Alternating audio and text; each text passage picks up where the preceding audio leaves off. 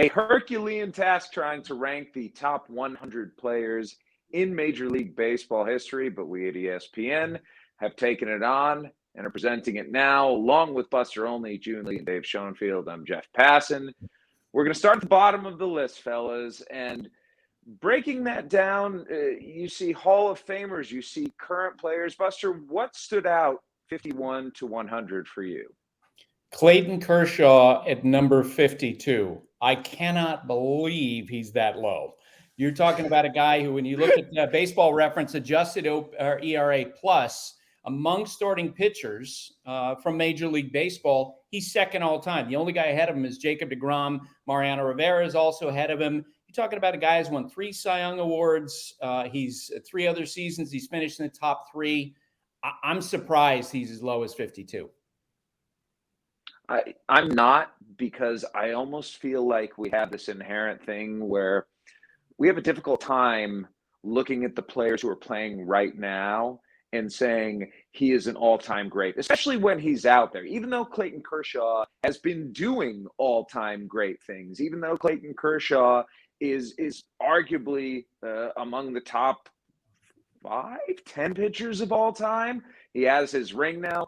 It's hard for me to contextualize him in history while he's still playing. And Dave, I know you have some very strong opinions on this, and particularly one player who you didn't see, who none of us saw play.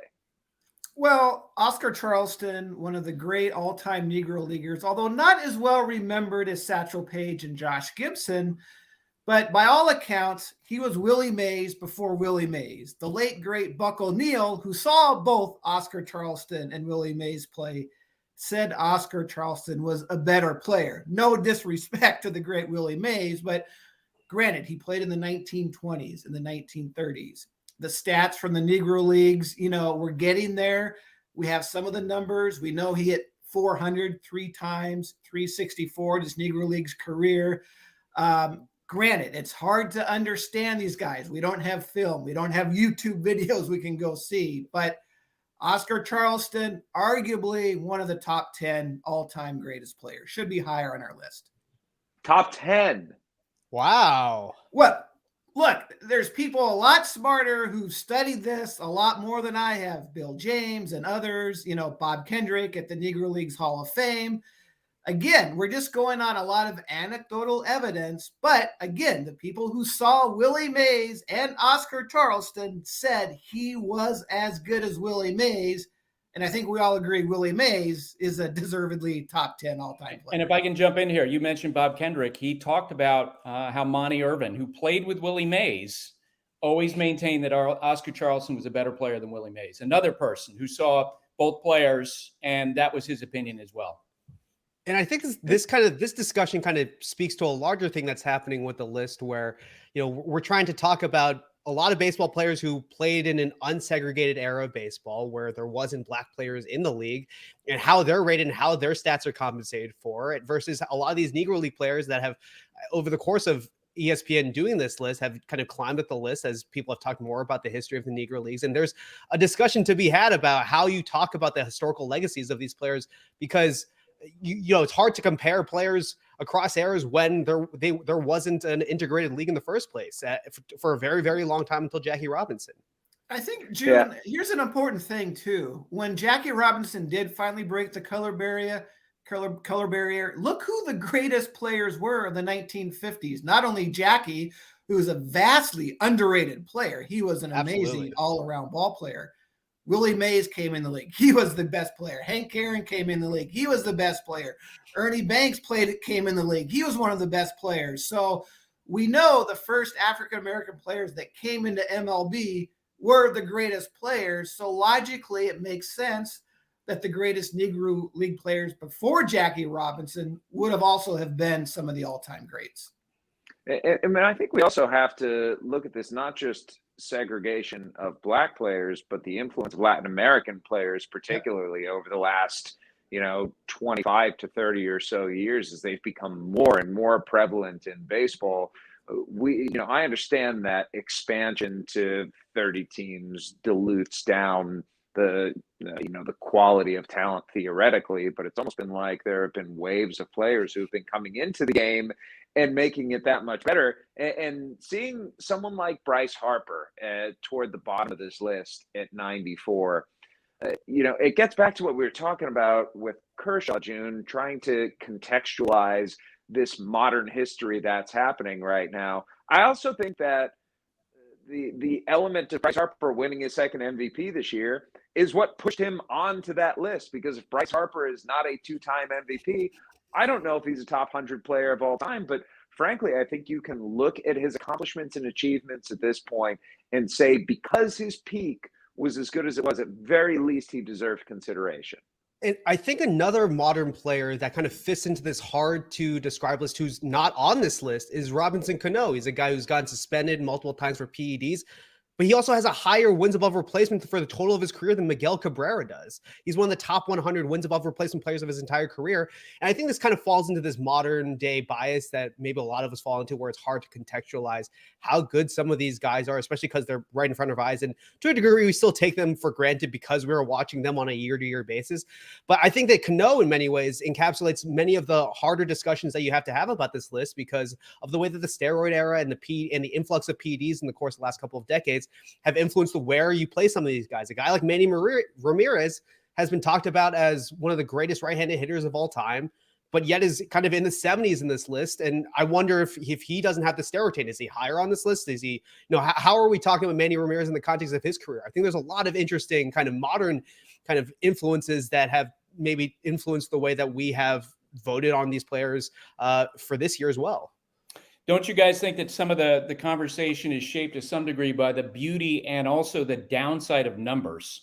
Baseball, we have the ability in baseball. We love to be able to look at the numbers that, that Babe Ruth generated and compare them to the numbers that, a Bonds generated, or, McGuire and Sosa in 1998. And that's a cool thing to have, Maris and Mantle in 1961. Because the numbers are much more similar in baseball than they are, say, in the NBA or in the NFL. Dave, I'm going to steal your line before we started. You're not going to compare George Mikan with LeBron, but because the numbers are relatively in the same ballpark, you can do that in baseball. But the downside is it probably doesn't represent the same type of separation that there should be when you're talking about, because the numbers are similar. If you watch the swing of Babe Ruth, I'm sorry, he's not close to the player. Could Adam Ottavino strike him out? He's not. They've knocked the bat out of his hands.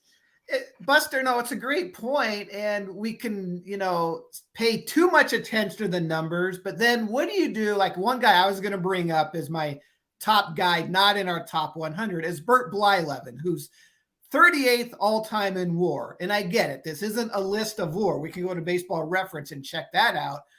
But his contemporary, Nolan Ryan, is 42nd on our list. And if you dig into the numbers, by all accounts, Bert Blyleven was a better pitcher. He just happened to play on a lot of bad teams, but hey, still won 287 games. But let's be honest, at the same time, in the context of baseball history, Nolan Ryan will live on forever. He is a legend. 7 no-hitters, all the strikeouts. Bert Blyleven may be a better pitcher, but I think the legendary status, the aura of a player, it does factor into a list like this. 100%. Like I agree with you 100%, just because the story around a player shapes how we view him and how we contextualize all of his stats. The way that we look at Derek Jeter is very different because of the way that the stories around Derek Jeter have been told, because he has been the captain of the New York Yankees for such a long time. And I think to build off of Buster's point too, it's easy to compare the stats across eras in baseball because they're numbers, right? And it's a lot of fun to look at numbers, and baseball more than any other sport has so many numbers.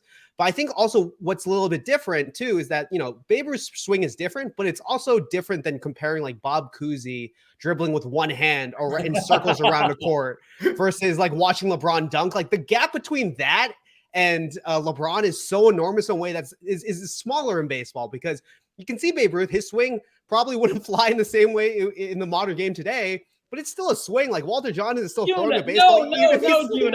I totally disagree. You see, catchers are standing up when Babe Ruth is playing, right? That's a good point. That's a good point. You know, I'm sorry, but I believe in the evolution of players. They get better and better and better. And Babe Ruth is not close to being what Mike Trout is. But could Adam Ottavino strike out Babe Ruth? Absolutely. He's Adam 100%. Ottavino's 100% right. But I mean, but the greatest players would adjust. You give Babe Ruth a little time to adjust to modern baseball. The greatest of the greats, in my opinion, would be great in any era. But yes, we have to make some kind of timeline adjustment, or all the greatest players of all time were born in the 19th century. So you think Babe Ruth would have been the first guy out there with the nutrition bars, right? I'll say this, Babe Ruth would have used steroids because he used a cork bat. He would have done anything to take an advantage, of the game. But so he would have been fine in modern baseball. Yeah, and Ty Cobb too, a guy who's sharpening his spikes. I think we can suggest maybe he would have taken PEDs. I just love the fact that the discussion of the top 100 baseball players of all time has ended up with a needle in Babe Ruth's arm. Thank you for that, Dave Schoenfield, Joon Lee, Buster Olney. I'm Jeff Passan. Check out more at ESPN.com. The discussion, the list, everything you need to know about the top 100 baseball players of all time. Thanks for watching ESPN on YouTube. For live streaming sports and premium content, subscribe to ESPN+.